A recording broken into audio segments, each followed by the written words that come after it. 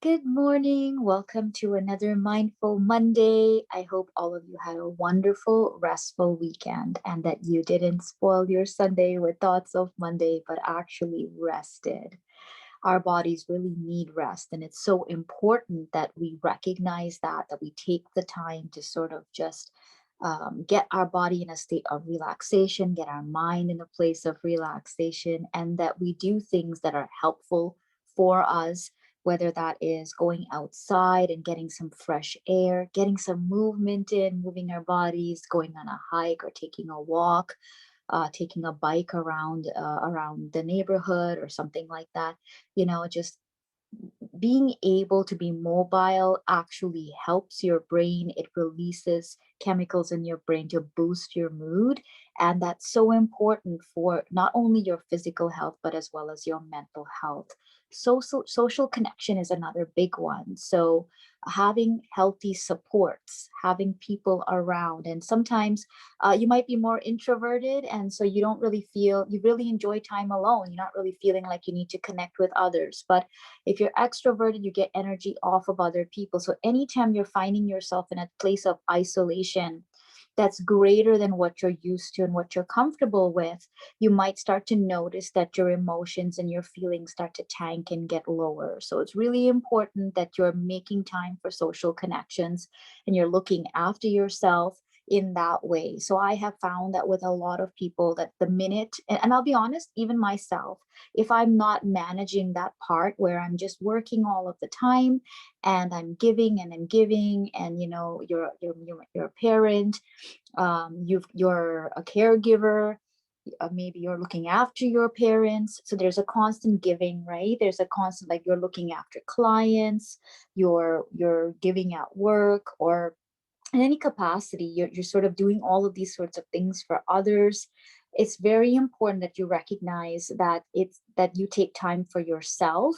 Self-care isn't just taking me time to watch a show and do my nails and that sort of thing. Not to say that there's anything wrong with that. That can absolutely fall under the parameters of self-care.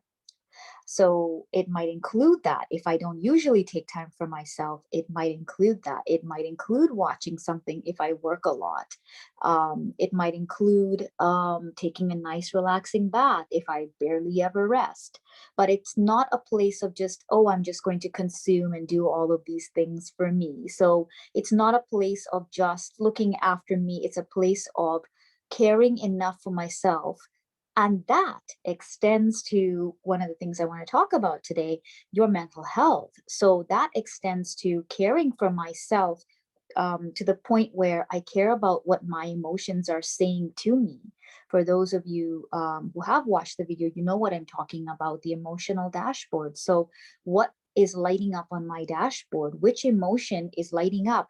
Remembering that they're indicators, they're just indicator lights that are communicating to us. They are neutral, they're not bad, they're not good. What is it communicating to me? So, taking the time to sit down and journal, or even stop and process some of those difficult emotions instead of pushing them aside, that's self-care. That's saying to yourself, I matter, my emotions matter, I deserve to be heard, and to speak my mind and to be a part of a conversation. I don't have to keep taking the things that I feel and pushing them aside. So today I kind of wanted to talk about self-care and remind all of you, to do the exercise, sign up for the workout if you're finding that there's no movement happening. Invest in yourself. As I said last week, you're worth it.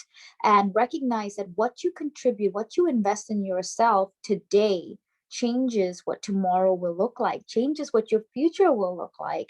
The direction you want to be in, like that dream, that goal you have, to be fit, to be happy, to be healthy, to have good relationships, to be prosperous in your business, to be excelling at your workplace, in your career, all of those things, you have control over where you're going to be today. So you can make healthy decisions, healthy choices, and it doesn't have to be this elaborate thing that seems so overwhelming and so far away. And one day when, It starts with the small, simple actions that we take today.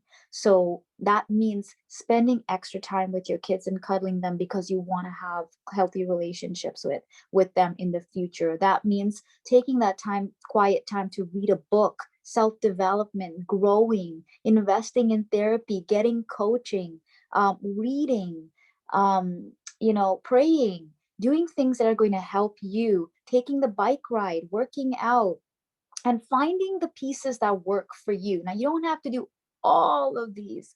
Find something in each category that moves your body, that grows your mind, that grows you spiritually, that helps you, moves you closer to your goal, to your career goals. One little thing that you're doing to contribute towards that. Maybe it's talking to new prospects and clients, but do one little thing. And I want to include that one little thing needs to include your mental health, needs to include not just consuming to feel better, but actually facing issues, actually looking at the difficult emotions that are in your life and not pushing them aside, because what we bottle up does eventually come up and erupts in different areas that don't even seem related, but they do erupt. I can assure you of that. And whether they erupt like on a weekly basis or like on a 6-week cycle, or they erupt a decade from now where there's a much bigger shutdown. So very important to care for your mental health. Reach out to others, have a social support system, a friend that you can talk to, some that you can just talk about lighthearted things and just fun things, some that you can share your heart with, building those connections, looking after yourself. And again, coming back to your mental health, really just sitting down with those emotions, journaling them out, journaling the ones that are pointing. I can see that the indicator lights are pointing. There's something that's bothering me about the situation. I don't feel comfortable. I have a general unease in this area. And sort of, really investigating and exploring it and allowing yourself to do that. That's self-care too. Have a good one. Until next week, happy Mindful Monday again. Hope you enjoy your weeks and apply the things that you're learning so that you can enjoy a happier and a prosperous and a healthier life. Bye.